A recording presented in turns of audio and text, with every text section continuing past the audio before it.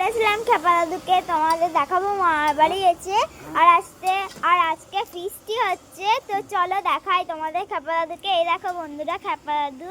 আমি খেপা দাদু আজ 25শে ডিসেম্বর, ওই জন্য আমরা ফিস্টি করছি। খেপা দাদু ফিস্টিটা কেমন হয়েছে? দারুণ দারুণ। তো বন্ধুরা বন্ধুরা দেখো দাদু, খেপা দাদু, আমি আর খেপা দাদু ফিস্টিটা এখানে সবাই আছে। বাপি রসুন কাটছে আর এইখানে আর একটা কাকু আমার রসুন কাটছে, আর এইদিকে আমার কাকা দাদু সব মাংস জোগাড় জানতি করছে। আজকে ফিস্টির মেনু কি বলে দাও? আজকে মেনু হচ্ছে আলু পোস্ত আর মাংস আর ভাত। তো বন্ধুরা আজকে ফিস্টির মেনু আলু পোস্ত আর মাংস ভাত।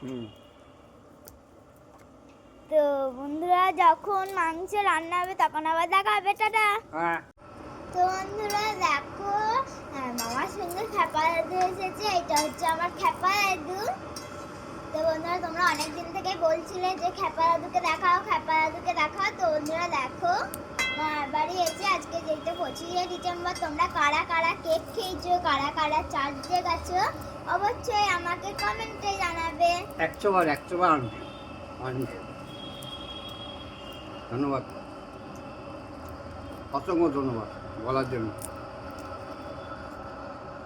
নাতনিটা খুব ভালো মেয়ে, লক্ষ্মী মেয়ে একদম। অসংখ্য ধন্যবাদ ওর জন্য। ওদেরই ওর মামার বাড়িতে আমি এসেছি,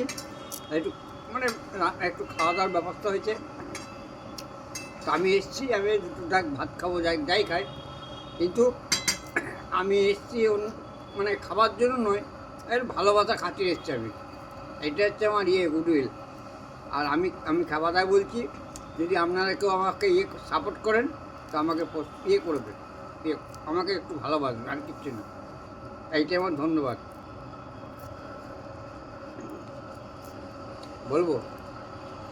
ওই যে এই শেয়ারটা একটু শেয়ার করে দেবেন, হ্যাঁ, তাহলে আমি খুব ধন্য হব।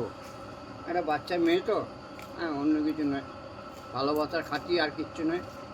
একটু শেয়ার করে দেবেন, ধন্যবাদ। আর কিছু বলবো না, এইটুকুই থাকবে আমার।